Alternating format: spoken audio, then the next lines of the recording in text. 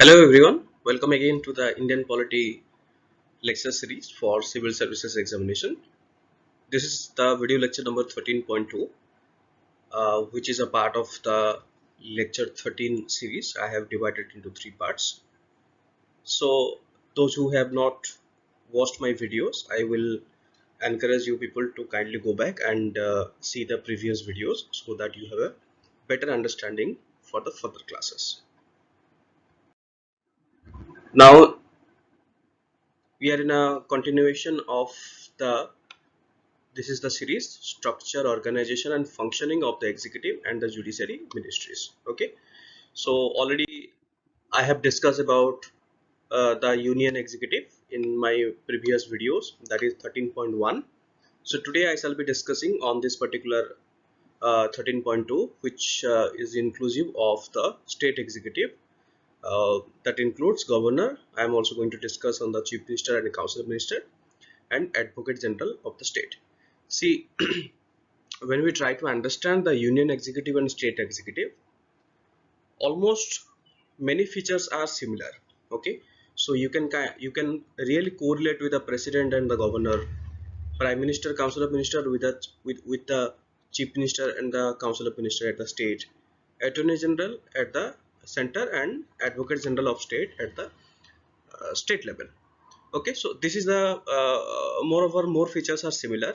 However, there are very few features uh, which really differentiate at the union level and state level. So we shall be also discussing on a couple of features, and I would recommend you people and advise you people to kindly concentrate on the union executive first before you go to the state executive, so that you have a sequence and also you will be able to better correlate in between the way which I have just told to you people regarding, like for example, president to governor, prime minister to chief minister and attorney general to advocate general.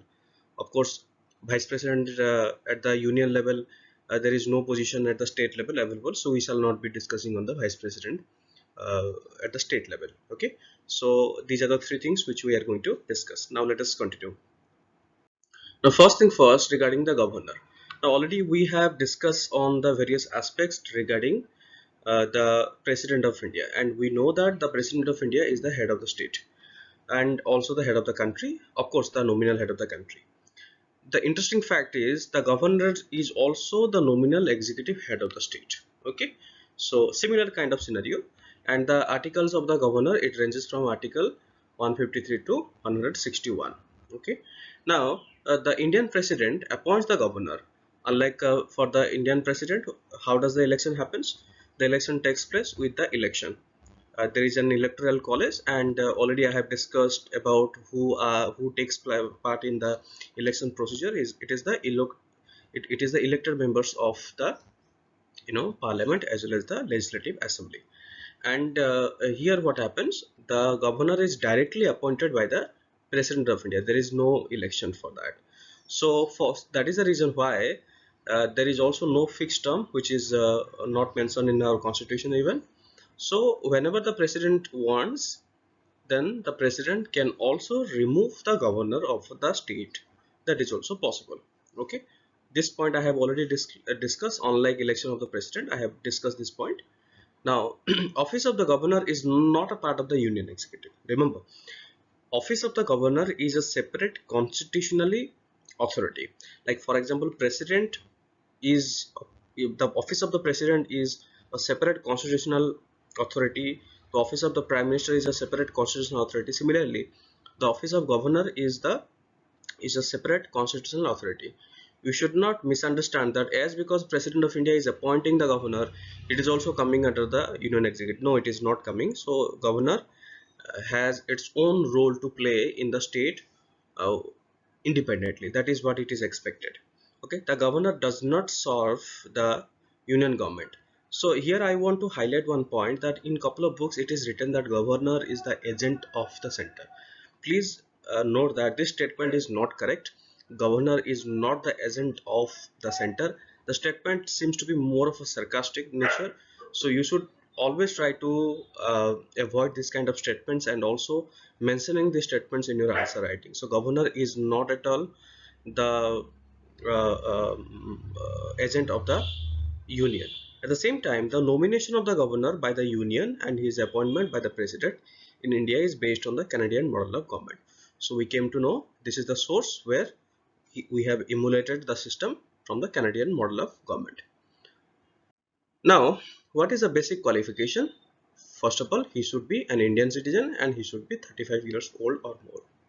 Now, unlike in president, where like for example, uh, the condition has to be also fulfilled as a member of the parliament. So here these things are not required. Now, what are the conditions here?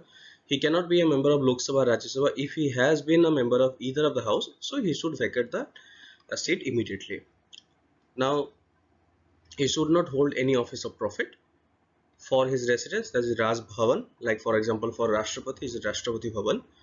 So provided him without the payment of the rent. Parliament definitely decides emoluments as well as allowances and privileges. When a governor is responsible for two or more states, the emoluments and allowances payable to him are set by the states. Yes, it is possible that a single governor can also be appointed for two different states. Okay, so Parliament cannot diminish his emoluments and allowances during his term of office. He is given immunity from any criminal proceedings, even in respect of his personal acts.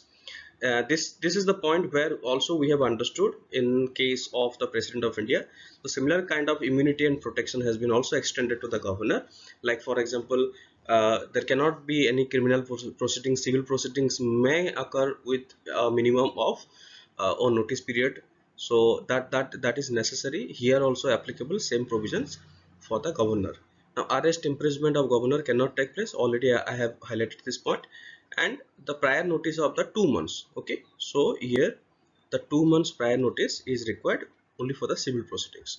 So this is primarily to protect the dignity as well as the office of the governor, as you can simply say that the first citizen of the state. Okay, the way president is the first citizen of the country, so similarly the governor is the first citizen of the state. Now in this slide we are going to understand the powers and functions of the governor. The way in our previous videos regarding the president of India, I have bifurcated the powers, like for example executive power, financial power, legislative power. Similarly, I have also bifurcated the powers of the governor. Please remember, constitution does not bifurcate this. So this is only I have bifurcated for the understanding and a better way of explaining to you people. Now, first thing first regarding the executive power. Now, what is the executive? Every executive action of the state government has to be in the name of the governor only. Now, chief minister, of course, similar like president, here the governor also appoints the chief minister, and other ministers are also appointed by the governor with the advice of the chief minister. Please remember, here also same thing is applicable. The chief minister and the other ministers, especially the other individual minister capacity, they enjoy the pleasure of the governor, which means so they are only accountable to the governor of the state, and as a whole council of ministers of the state is accountable for the state legislature, that means state legislative assembly. Now at the same time, there are a couple of interesting facts related to the governor. It is also responsible to appoint tribal ministers. So we are having a tribal belt, mainly Chhattisgarh, Jharkhand, Madhya Pradesh and Odisha. So the governor also can appoint the tribal belt. So is the case for, like for example, in the state of Assam we are having a BTC zone. So the governor also has some discretion power, currently discretion power to really exercise and also overview the entire the system of the governance. So that is a simply way for example in a BTC, for example 5 years of time period of the election is completed, and due to any of the reason if the election is not able to take place, then the governor also can take the entire charge of the particular BTC area to look after the overall developments. So that is also possible, and certain uh, veto powers are, and certain exercise he can also do on his own behalf without really referring to the chief minister of the particular state. So here he also appoints the advocate general uh, as the way attorney general for the country, for the entire union government, so advocate general for the state. Now he also appoints the state election commissioner, chairman and members of the State Public Service Commission, then vice chancellors of the universities in the state. Now he seeks information from the state government, and a constitutional emergency in the state is recommended to the president by him. For example, whenever there is a president's rule or the state emergency under Article 356 or 365, then the president rule is applicable to the particular state. Then the entire power comes under the president's rule, comes under the hands of the president through the governor. Okay, so directly the governor will be reporting to the president of India for the day-to-day affairs. Now let us focus and go to the next, the legislative powers. Of course, similar like the president, all the bills has to be getting the assent of the governor before it gets and becomes the law. So any of the majority, we have seen that majority of the states they have the legislative assembly, and some of the states they also do have the bicameralism system, having both assembly as well as the council. So here the what the governor can do, for example, it is an ordinary bill, either it is presented in any of the house, so that before it is getting converted into law, then it has to get assent to the particular bill. Similarly, there are also certain bills which is required the prior permission or the consent of the or the recommendation of the governor, like for example money bills and other factors. So for example, here I have also mentioned, if any bill is pending in the state legislature, government may or may not send a bill to the state legislature concerning the same. If the speaker of the legislative assembly is absent, the same is deputy speaker, the governor appoints a person to preside over the sessions. So that is also possible, which we have tried to understand. Going next, the further continuation of the legislative powers. Now, as the president nominates 12 members in the Rajya Sabha, then the governor also has the power to appoint, 1/6 of the, remember this term, 1/6 of the total members of the legislative council. Already we have discussed about the legislative council in the previous videos, so try to focus on that, from the fields of literature, science, art, cooperative movement, social services. Here also, in the, like for example, president nominates 2 members in the Lok Sabha, especially from the Anglo-Indian community. So the governor also nominates 1 member in the state legislative assembly from Anglo-Indian community if the president feels that the Anglo-Indian community is not adequately represented in the particular state. So he can also consult the election commission for the disqualification of the members with respect to the bill introduced in the state legislature. He has also certain powers, like for example giving assent to the bill. He can also withhold the bill, he can return the bill, and finally this is the and one of the important part of the governor's discretion power, that he can also reserve the bill for the president's considerations. So there is the controversial area where we have tried to understand. Now particularly many of the states, one of the gray area is the reservation of the bill for the presidential consideration. So here what happens, so whenever governor feels that this bill requires a consideration of the president, and of course the bill needs to be from the perspective of the also the national importance or can affect any of the national importance, then the president's consideration is must. So there we have seen, for example, like in West Bengal, in Delhi, we have seen that there is a conflict, there is a friction between the chief minister as well as the governor or the lieutenant governor of Delhi, and primarily based on this particular factor, as there is a very lack of trust, or maybe because of the systematic failure. So this also happens. Okay, now going forward, now legislative powers of the governor, and ordinance can also be promulgated. Already I have discussed about the ordinance making procedure in the hands of the president of India. Okay, so here the governor also has the ordinance making power.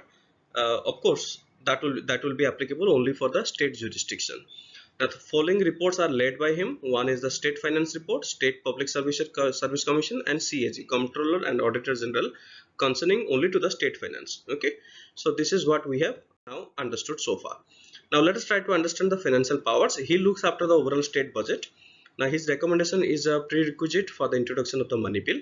Already I have discussed about this one. He recommends for the demand and grants which otherwise cannot be given. Contingency fund of the particular state is under him, and he makes the advances out that to meet the unforeseen expenditure. State Finance Commission is constituted every 5 years by him. Please remember one point, that as I have also highlighted in the President of India, now I am again highlighting in case of the governor. The governor is the only nominal head of the state.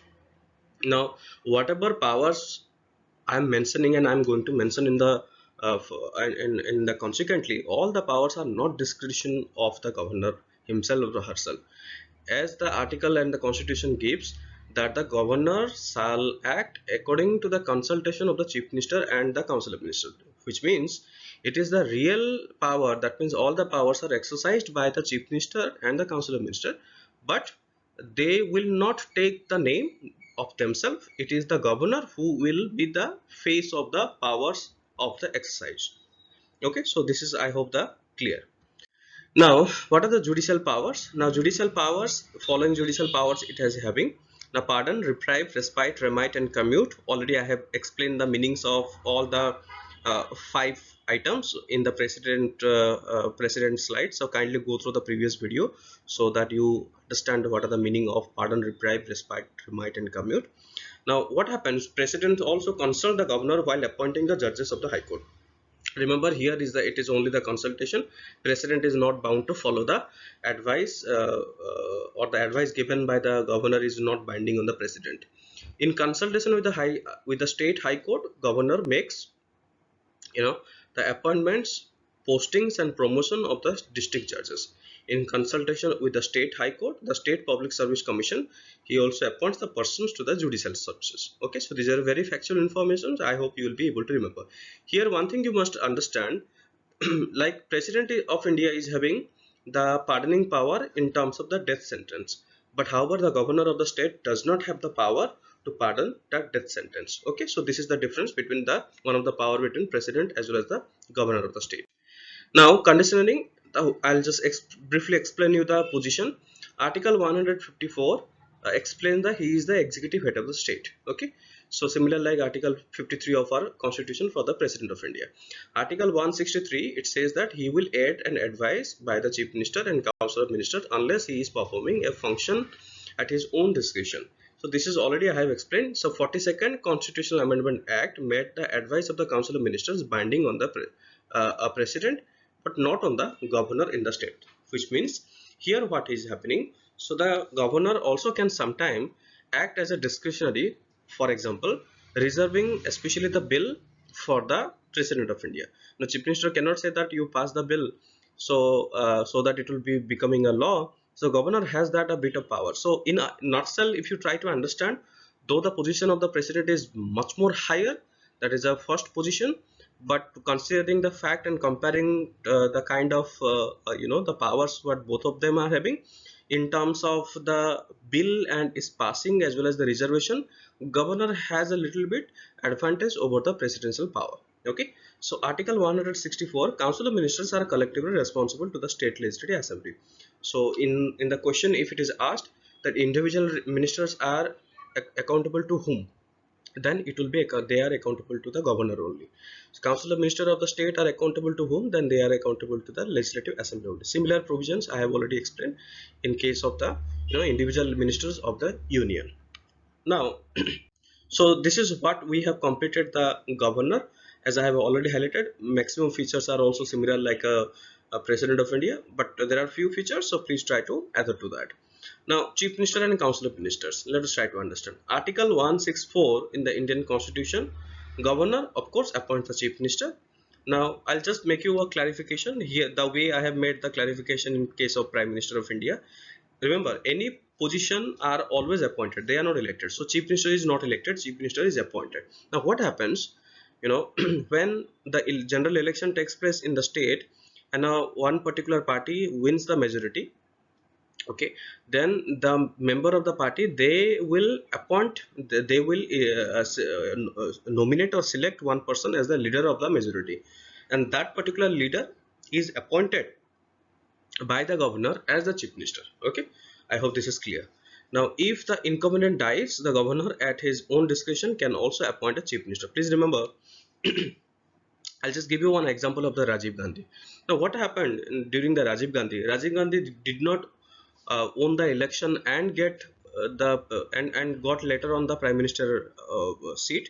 First of all, what happened, the Rajiv Gandhi was appointed as prime minister, then he was asked to prove the majority. So as I have already mentioned, that president and the governor, they have a discretion power when there is a hung parliament. What is a hung parliament? That means there is no clear cut majority, or for example, all of a sudden, if the chief minister or the prime minister dies in the office, then the governor can act in his own discretion. But definitely later on, if the chief minister or prime ministers are appointed, they have to prove their majority. So a person not belonging to either of the house also can be appointed as a chief minister, of course, similar like the union government. So they have to prove their own majority and the confidence within 6 months of time period. Recently, I would also say that Uddhav Thackeray has been appointed, has now is the chief minister of Maharashtra. However, there was supposed to there was supposed to be conducted the election. Due to the COVID-19, the election could not be conducted. So now again he has requested the prime minister, and there was a notification uh, from the governor to the election commissioner to conduct the, you know, uh, I would say the election, so that he can get either nominated or elected, and in any way he can get a seat either in the legislative assembly or in the council. So chief minister can belong to any of the house in the state legislature. It is not mandatory that chief minister has to be from the legislative assembly. Okay. Now, what are the functions of the chief minister? Very simple. In relation to the council of ministers, he acts as the linchpin between the council of ministers. He heads the cabinet also. He is the chairperson of the cabinet. In relation to the governor, he also from time to time appraise the governor about the day-to-day work and business, and at the same time he also advises the governor, and governor acts according to the aid and advice of the chief minister, which is headed chief minister along with the council of ministers. And he also has the state planning board. He is also vice chairperson of the concerned zonal council, if there is any zonal council, by rotation, and he is a member of the interstate council and national development council, which are headed by the prime minister.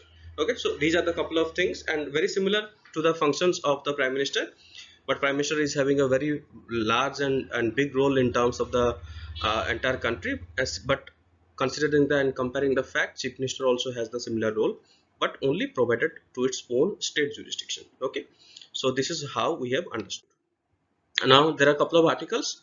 Article 163, the governor is advised by the council of ministers, which is headed by the chief minister. Article 164, governor appoints the chief minister, and later chief minister recommends the governor, which is appointed by the for the appointment of the ministers. Article 167, chief minister has to communicate all administrative decisions and that are taken by him and the council of ministers to the governor. Now, state council of ministers are also similar to central council of ministers. State council of ministers is headed by the chief minister. The council comprises of ministers appointed by the governor. Article 164, the council of ministers are collectively responsible to the state legislature. Please remember, the way we have understood, different types of ministers are there. Here also different types of minister.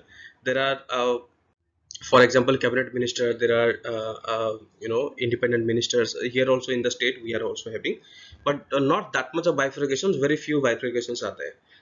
So here we have completed the understanding of the governor as well as the chief minister and council minister. Now very few facts regarding the advocate general of the state. Now it's a very similar and opposite to the very similar role of the attorney general of the country. Now what is the role? He is the highest law officer in the state. That means he has to act as an advocate to the state government. Okay, where the state government is the litigant, and advocate general is the constitutional position. The term and grounds for the removal remuneration is not fixed by the constitution, and the advocate general has the right to appear before the Supreme Court or High Court when a case of concerning the government is also decided. It is also possible. Now he can attend the proceedings and speak in both the houses of the state, but he doesn't enjoy the power to vote. He has also right to be heard in all courts, and he enjoys all the privileges of a member of the house, similar privileges which are enjoyed by MLAs or MLCs. Please remember one point: advocate general is not a civil servant. Okay, so with that note and a brief understanding in a detail and nutshell, I will encourage you people to kindly, when you try to learn these chapters, I have given you as much as information which are very necessary and important from the exam point of view, and hope you have really enjoyed the video. And today we have completed the governor as well as the chief minister, prime minister, as well as the advocate general of the state. Now I hope that you people have taken a note of each and every word. So if not, then kindly pause the video in the as per your requirement, and kindly note down the uh, things and the facts and informations. So I'm really looking forward to uh, see you again. If you are having any kind of query or doubt, feel free to ask. I'll be very happy to support you in any way as I can. Thank you so much.